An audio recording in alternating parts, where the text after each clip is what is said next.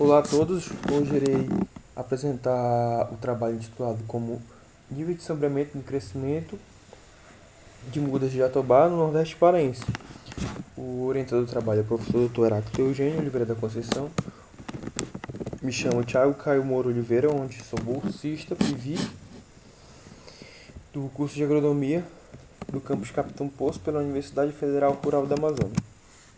O jatobá é uma espécie de grande importância para a região amazônica, apresenta uma ampla utilização como uso madeireiro e recuperação de áreas degradadas.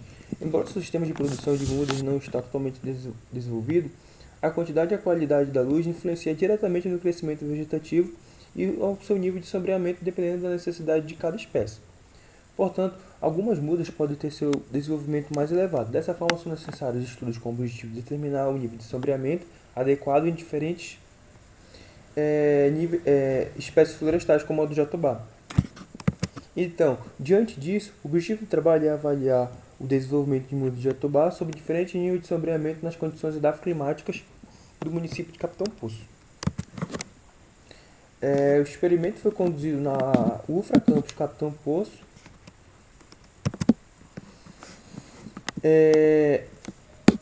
As sementes de jatobá foram obtidas da empresa Caiçara Comércio de Sementes. Foi utilizado uma sementeira para facilitar o processo de germinação. Na produção das mudas, o substrato utilizado foi composto por 80% de solo local e 20% de cama aviária, que temos, né, onde foi feito o transplantio em si.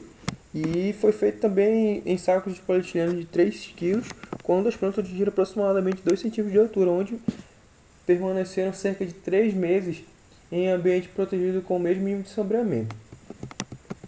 Então, após os 30 dias de implantação, foram feitas, as primeiras elas foram aclimatizadas após esses 30 dias. O delineamento experimental foi de blocos ao acaso, onde tivemos 4 tratamentos e 5 repetições, totalizando 20 unidades experimentais. As variáveis avaliadas foram as destrutivas, que foram a altura da planta, diâmetro do caule, número de folíolos, número de folhas e temperatura. Já as variáveis destrutivas foram massa seca e fresca do caule, limbo e raiz. Resultados de discussões. Aqui temos a tabela 1, que é o resumo da análise de variância das variáveis altura da planta, diâmetro do caule, número de folhas, número de folíolos e temperatura foliar das mudas de jatobá. E na tabela 2 temos as médias da altura da planta, da altura da planta, diâmetro do caule, número de folhas, número de folíolos e temperatura foliar das mudas de jatobá.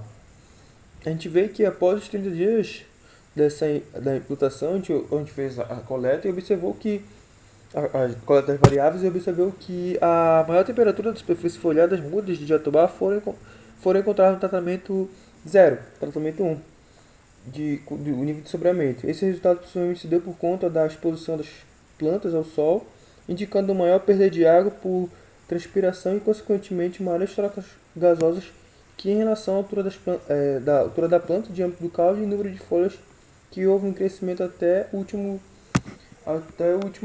avaliação, né? A tabela 3 a gente tem o diâmetro das variáveis não destrutivas.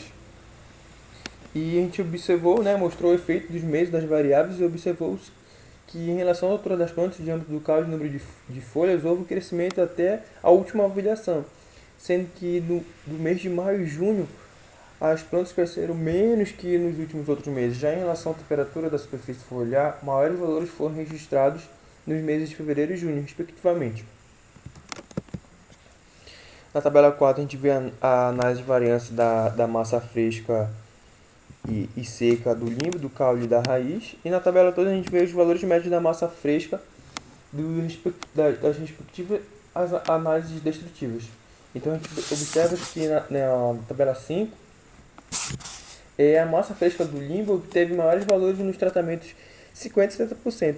A massa seca do limbo foi igualmente estatisticamente nos tratamentos 30, 50, 60%, e a massa fresca do caule apresentou-se igual entre os tratamentos de 50 e 70%. Já a massa seca do caule foi o maior tratamento, de 70%.